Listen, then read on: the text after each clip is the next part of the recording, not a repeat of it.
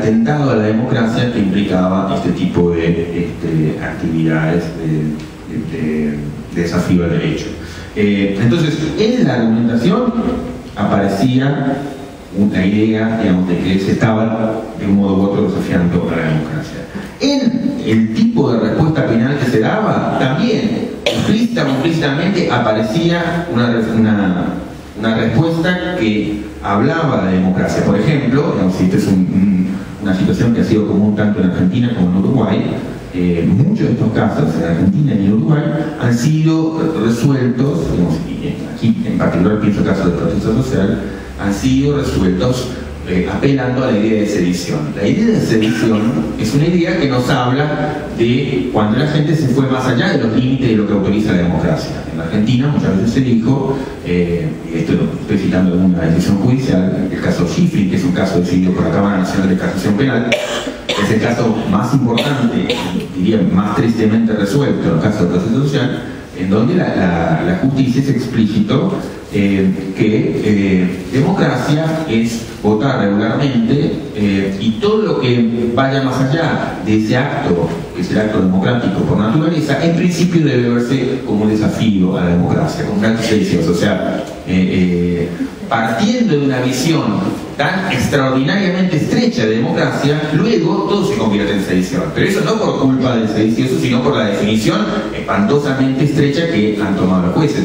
Entonces, otra vez, digamos, si uno le hubiese preguntado a este juez, pero a ver, aquí usted hace una reflexión de teoría democrática extraña, el juez diría, pero mire, yo acá estoy hablando de derecho, a mí no me venga a decir que yo estoy haciendo un ejercicio de teoría, yo no tengo nada que ver con la teoría del derecho, si se lo dejamos para la clase, digamos, de filosofía del derecho, yo acá estoy simplemente siendo un aplicador del derecho. Y lo cierto es que no, es absolutamente dependiente el tipo de respuesta penal que da de una concepción paupérrima de democracia.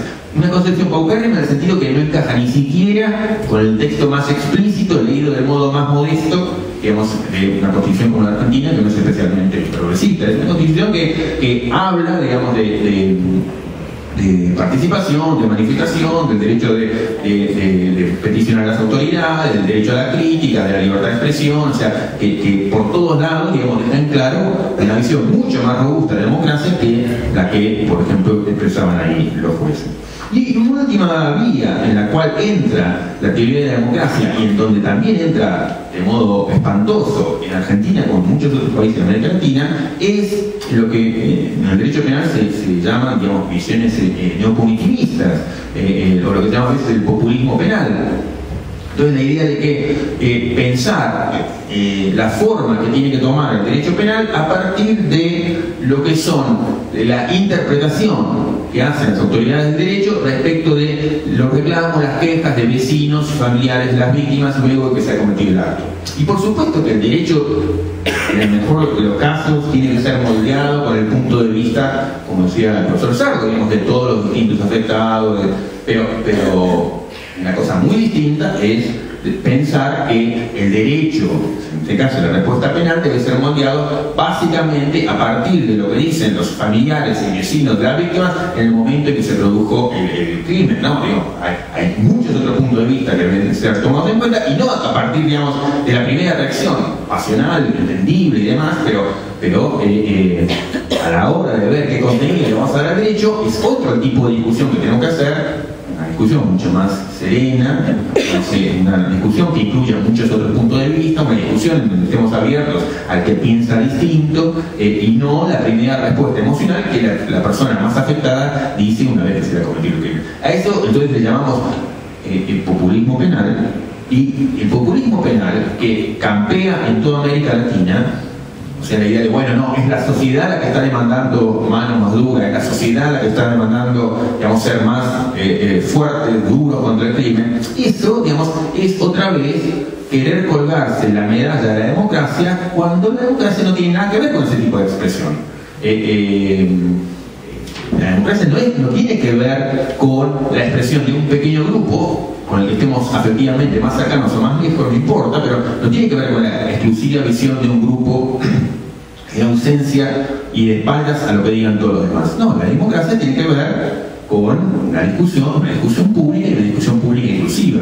Y no una discusión sectarizada, por más que el sector en cuestión sea un sector que que nos merezca respeto. Entonces, otra vez, el neopopulismo penal, el neopunitivismo penal campea en América Latina, otra vez es dependiente de una visión de la democracia paupérrima, o sea, una idea de la democracia insostenible si uno mantiene una idea aún muy modesta de democracia. Una idea muy modesta de democracia rechaza eso que el neopunitivismo penal exige. Entonces, otra vez, digamos, una reflexión sobre la teoría de la democracia nos ayudaría a pensar mejor sobre este tipo de cuestiones de injusticia social y de cruce entre justicia social y injusticia penal. Y el último punto que quería hacer tiene que ver con lo que llamaba una breve reflexión de filosofía política.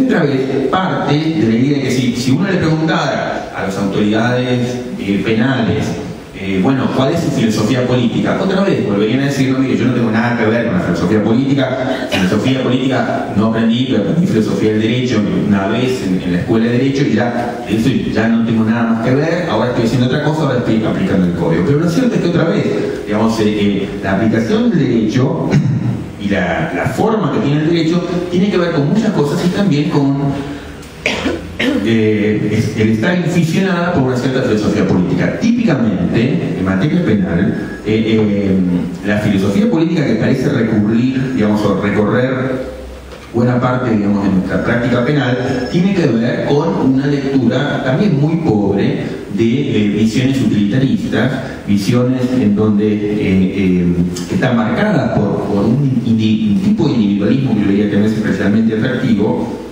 en donde lo que hay son medidas de costo-beneficio, pensando, por ejemplo, típicamente, bueno, cuánto le agrego de costo al delincuente para que se retire y no haga más determinado tipo de actos. Esa es, digamos, una manera muy tosca, muy pobre de pensar el utilitarismo, pero es una manera de pensar el utilitarismo que tiene mucho que ver con cómo se piensa el derecho penal. Entonces, como agregarle miedo al potencial delincuente para que tenga más costos encima y entonces se retire de la comisión de cierto crimen. Bueno, yo creo que otra vez habla de que en los hechos el derecho penal está marcado por una cierta filosofía política y otra vez es una muy pobre, una espantosa, digamos, lectura de filosofía política que merecería, digamos, en todos los casos de mayor limpieza y mayor transparencia. Primero porque hay visiones del utilitarismo muchísimo más interesantes, digamos, Gustavo nos podría ilustrar al respecto,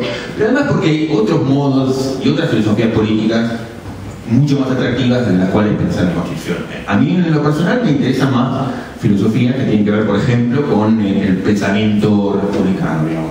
El pensamiento republicano lo que pone el acento, por caso, es en cuestiones de vínculos sociales, la fortaleza de los vínculos, los niveles de involucramiento comunitario en la decisión de los gobiernos públicos, cuestiones de integración social, etc.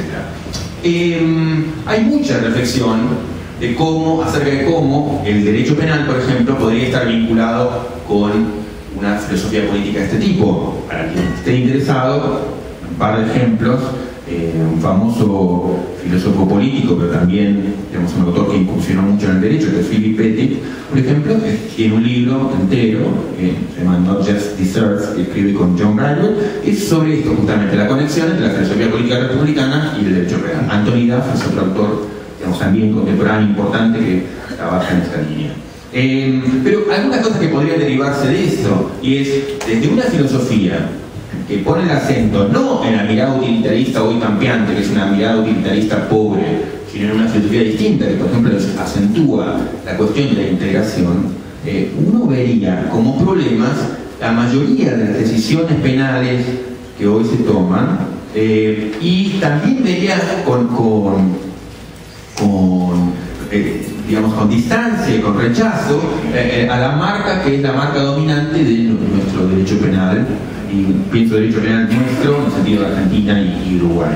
Medidas como desde la baja de la edad para, digamos, imputabilidad de los menores o el tema de las racias, ambas medidas son distintivas de políticas marcadas no por una preocupación por la inclusión, sino medidas que vienen a afirmar los rasgos más excluyentes, digamos, de las relaciones entre autoridades, entre Estado y sociedad. O sea, son medidas que reafirman los rasgos de exclusión más que los rasgos de... son lo contradictorio, lo contrario a lo que uno afirmaría como integración social. En ese sentido, un mínimo matiz respecto de algo que decía Gustavo. Yo no creo, digamos, no sé si en este punto disentimos o no, pero yo no creo que lo que haya ahí haya un riesgo de excesos, ¿no? Yo creo que hay un error de principios. Creo que las políticas de este tipo son políticas mal orientadas. Entonces no es simplemente que tenemos riesgos de que la policía, por ejemplo, se exceda a las razas. Es que ese tipo de políticas no son políticas interesantes respecto, y no son políticas, diría, justificables desde el punto de vista de la Constitución. Sí, una preocupación central de la Constitución tiene que ver con la conformación de comunidades, tiene que ver con el fortalecimiento de vínculos, tiene que ver con el mayor involucramiento cívico en las decisiones públicas, y tiene que ver con políticas de integración social. Entonces, la marca de identidad de ese tipo de políticas es una marca de identidad que tiene que ver con la exclusión. Y yo creo que lo que nos pide la Constitución es otro tipo de cosas, y entonces en ese sentido lo que hay ahí no es un exceso, sino un error de principios, defendería yo. Pero lo mismo respecto de las respuestas penales habituales como la defensa de la libertad. La marca de identidad de ese tipo de respuestas tiene que ver con la exclusión.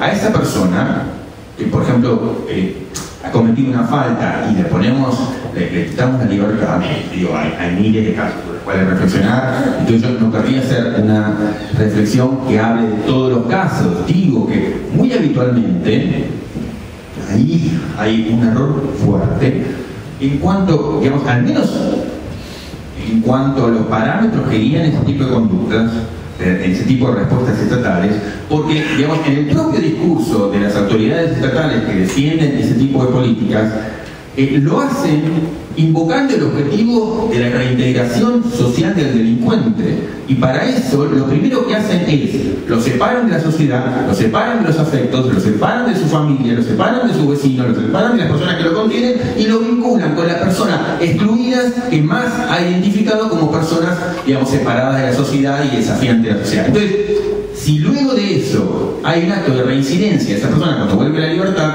lo último que puede hacer el Estado es sorprenderse. No, eso es lo que obviamente va a ocurrir, porque usted lo ha educado en años en donde primero lo separó de todas las personas que le daban contención afectiva y lo vinculó con las personas que usted había identificado como las personas con mayor problema de integración social. Entonces, al menos no se sorprenda, porque es obvio, digamos, que ese va a ser el resultado del tipo de educación que usted le ha dado. Usted ha instaurado o reforzado del peor modo un parámetro que allí estaba como parámetro dominante. Entonces, usted es corresponsable de ese tipo de resultados y tiene que asumir la responsabilidad de ese tipo de resultados. Entonces, lo que yo creo que muestra eso es que hay una enorme irracionalidad en el tipo de respuesta que damos a ese tipo de problemas.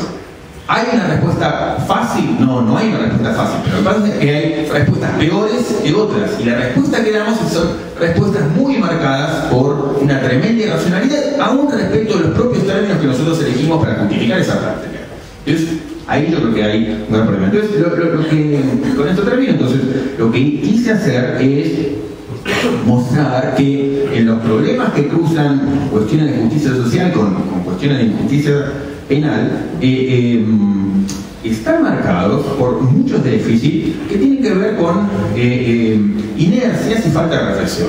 Y falta de reflexión en áreas fundamentales por la omisión que hacemos de reconocer la dimensión constitucional que tienen este tipo de problemas, el pobre acercamiento que hacemos en materia de reflexión de teoría de los derechos, aun cuando no lo querramos reconocer, la paupérrima lectura de la democracia con la que nos tendemos a involucrar, y las autoridades penales tienden a involucrarse en este tipo de problemas, y la filosofía política inatractiva con la cual nos acercamos a este tipo de dificultades. Entonces yo creo que pensar mejor y pensar más limpiamente sobre estas cuestiones requiere dar algunos pasos atrás y repensar, digamos, las bases de fundamento con los cuales nos estamos acercando a este tipo de problemas. Bueno, gracias.